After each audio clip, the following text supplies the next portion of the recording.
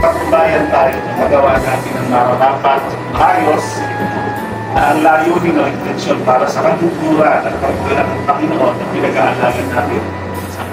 Bawat salita'y sukatan ng kabanalan, bawat salita'y nagiging katulan. Binabantayan, huwag magamit sa kasalanan, nasusunog sa aming katalagahan.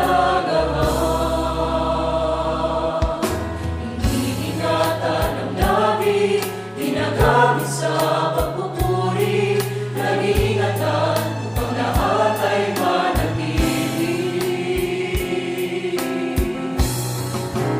Nagkakaisang magsalita sa liwanag, pag-ibig, katotohanan at ibig dito sa sandaigdig, sa pag-ibig ng bayan, kapwa at kapatiran, paglalhati sa hari na pailan lang.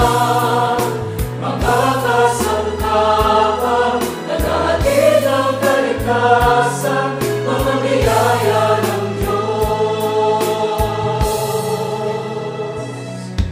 Sa bawat salita, sila'y nagkakaisa, kaming sa pag-iisip, layunin at gawa. Inaalis ang lahat ng galit at poon, espiritu'y di tutulutan ng lungkot. Nagpapatawad, kaya ng Diyos na nagpapatawad, upang tayo'y manatiling magkakalaman. Nagkakaisa, magsalita sa liwanag, pag-ibig. Kayong lahat ay aking binabalik ng kapayapaan. O Panginoon naming Diyos, aming Ama, aming Ama, salamat, salamat, maraming salamat sa natatanging araw na ito.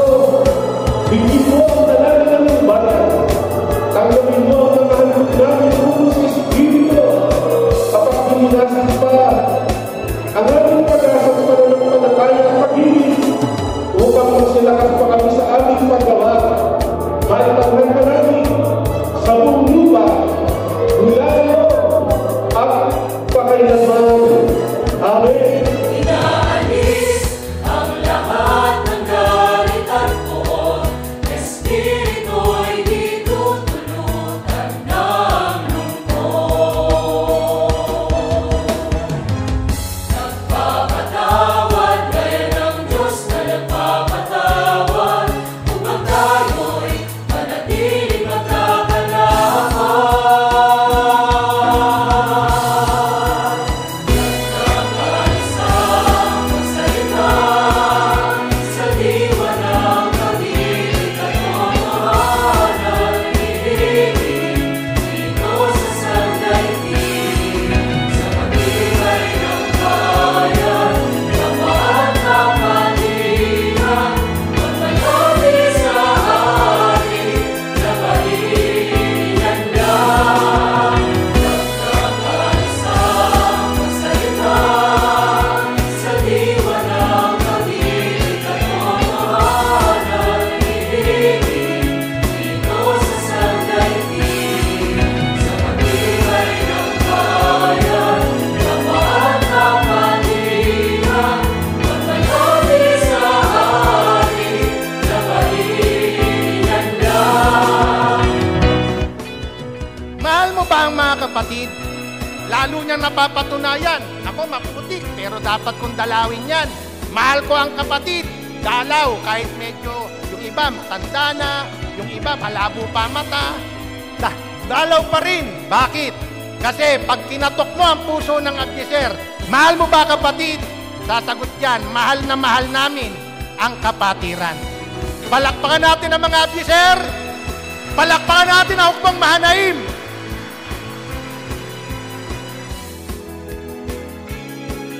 Kung ano yung priority mong nire-request mo sa Panginoon, yun ang katunayang mahalaga sa'yo at mahal mo. At sana po, kung hindi man kami number 1 o priority sa dinadalangin, huwag nyo naman kami makalimutan. Kahit siguro pwede na yung secondary. Ipangalawa man lang tayo. O kaya, kahit huli po, bago matapos panalangin, pwede na ho kami doon. Huwag lang matapos yung mga panalangin yung hindi kami kasama. Dahil kailangan namin kayo. Katulad nyo rin, kailangan nyo rin kami. Maliwanag po mga kapatid, tanghuling sasabihin,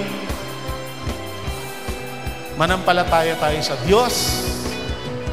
Sa mga pagtuturong ito, tatatag tayo.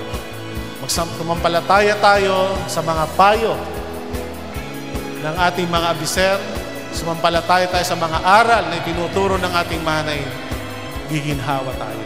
Kaya ang susi ng katatagan at susi ng kaginawahan ay sa pagsampalataya sa Panginoon at pagsampalataya sa mga payo at aral na tinuturo ng kasangkapan ng Panginoon.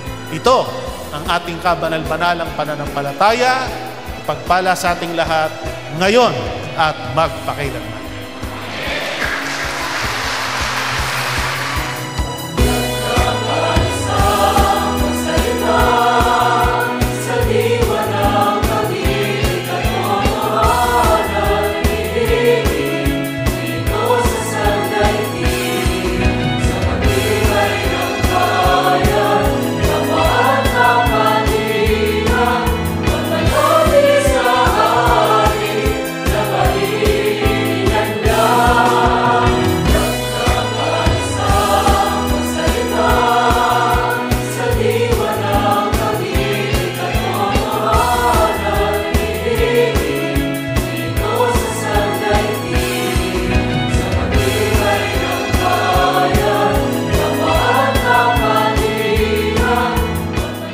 Ngayon ang panahon ng kaligtasan at ipahayag ang salita ng kaligtasan sa lahat ng mga bansa, lahi, wika at mga hari. We care. Let us evangelize the world. Mispa po, mga minamahal na kapatid.